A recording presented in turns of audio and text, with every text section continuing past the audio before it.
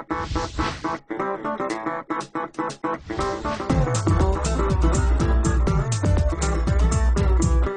I'm Julie Howarth, Homeownership Coordinator for the UNHS NeighborWorks Homeownership Center.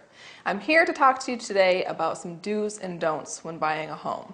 So you've already crunched the numbers, you've saved the money, and now you're starting to shop for the home. You probably have friends and family and coworkers giving you all kinds of advice to do this, to not to do that. It's great advice, it's well intended, but sometimes it misses the mark. So I'm here to clear up some myths and to give you the real scoop on buying a home.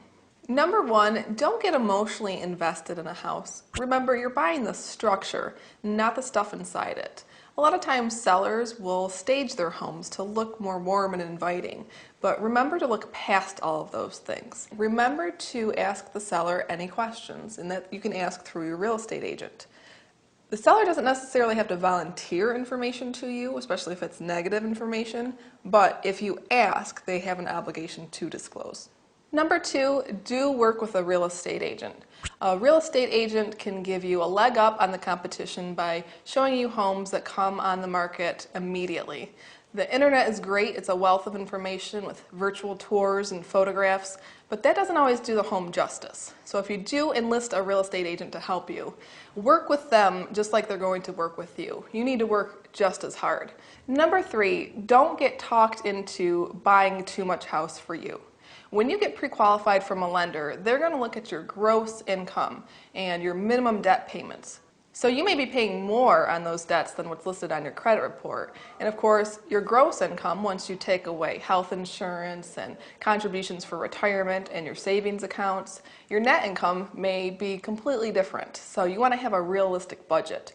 And most homeowners start off on the more conservative side because they know that they don't want to get into a payment that they can't afford. Also remember that in the first year of homeownership, most homeowners spend $2,000 plus on housing costs, repairs, and home-related goods.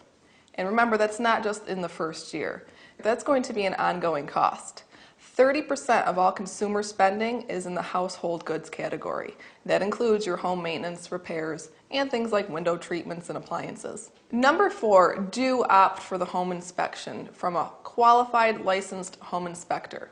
But remember, just because you don't like what the home inspector says doesn't always mean that you can legally cancel the contract.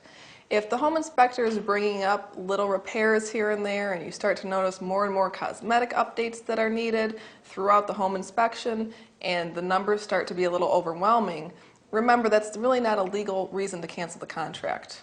You got to figure $1,500 to $2,000 for routine updates and some maintenance to be done. So that's not a dollar amount that's going to get you out of that contract. However, if there's a major structural or mechanical problem with the home, now it's time to talk. And finally, be proactive about your closing. There's a couple things to remember as your closing date nears. The first is that you have 24 hours before the date that you close to view your HUD-1 settlement statement. And it should be similar to the good faith estimate that you got in the very beginning of your loan application process. So you want to compare the two documents. The other thing to remember as your closing date nears is that you get a final walkthrough of the property. Very, very important. Please don't skip it. And you could even bring your home inspector along with you if you'd like. The important thing about the walkthrough is that the house should be in the same condition when you're closing as it was when you viewed the property to put the purchase offer in. So remember, buying a home can be a really exciting prospect, but it can also be a little overwhelming, especially if you're flooded with a sea of advice. Some of it may be true and some of it may not be so accurate. So I've given you my top 5 do's and don'ts. But remember, don't be afraid to come to our homebuyer education class, even if you're at this stage in the game. It's never too late to learn, and we talk about all this and more if you call the Homeownership Center at 724-4197.